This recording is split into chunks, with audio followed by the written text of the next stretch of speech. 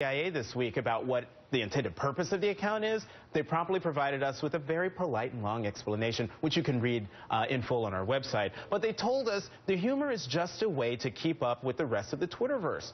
They further say that, quote, social media is also a useful tool to help dispel myths about who we are and what we do. If we don't tell our story, others will, and often they'll get it wrong. And maybe they tweet to help them move past some bad press.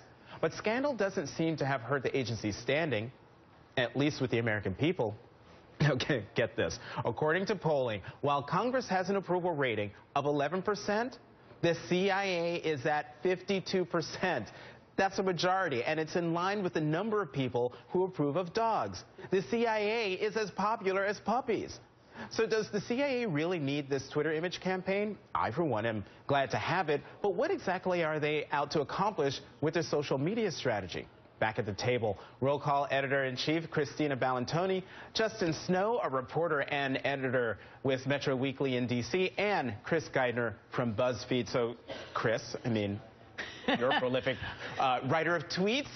What's your perception of the CIA's social media strategy? And what do you think they're trying to accomplish with this? I mean, they're trying to have fun. They're definitely, the Obama administration has been on top of social media, and this is another area where they think they can jump in and have fun, and they've responded. Like, we've been watching the account respond to people, and they're just trying to have some fun with it. Well, yeah, I was so excited about this story, particularly the polling that CIA has 52% approval rating, that I misstated how many Twitter followers the CIA actually has. It's not 700. It's 700,000 followers that they have. So, Christine, I'm going to ask you the same question I asked Chris. What are they trying to accomplish? Well, for one, I went and I looked at the Twitter feed last night, and they've actually been putting out informational videos. There's one explaining a robotic catfish. That's kind of interesting. There's also one talking about how all of this technology that the CIA lent itself to,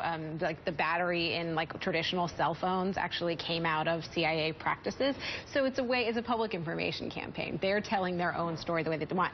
In that video, did you know that there are hairstylists who work at the CIA? Like, that is a story I want to assign one of my reporters immediately. It makes sense, actually. You know, you've got to like do some disguises or whatever, and like, how fun would that be to show up every day and get to be like, I am a CIA hairstylist. But you wouldn't be able to say it because you work at the CIA. These breed warm feelings about an organization that generally is viewed as pretty antiseptic, pretty untouchable, and that's what social media really allows us. I mean, Chris and I started as friends on Twitter years ago, so it's like this is an example of it right here at the table. But Justin, I mean, are you as surprised as I am that more people have a favorable, like the majority of the American people have a favorable view of the CIA? Right, yeah. Well, I'm wondering who the 50% who doesn't like dogs is.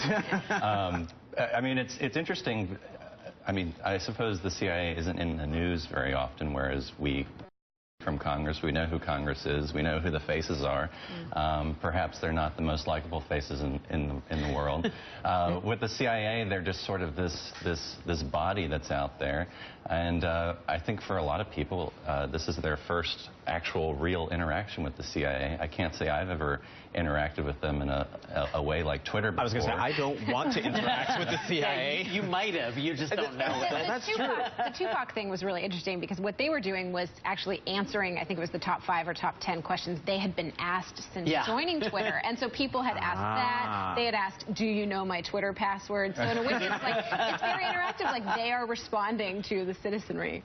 But, you know, the thing that I find fascinating, here we have this organization whose job it is to keep secrets. I mean, the job of a CIA spokesperson is probably the cushiest job ever, because all you say is no comment, or you don't answer at all. So I'm wondering, when things really go down, it's not too different from other parts of the administration. Yes, but when more serious stories come out, you know, what's happening with Chancellor Angela Merkel in Germany, or the Senate torture report that's due out to come in a couple of weeks. Most people use their Twitter accounts to announce things, to release reports and documents. We're going to see that happen at the CIA? It will be interesting to see how they use the account, whether they do use it to actually engage. I mean, I know I've been involved with dealing with the Labor Department on some issues of non-discrimination measures, and they tweet from their account regularly, but they're not very responsive to anything. So it'll be interesting to see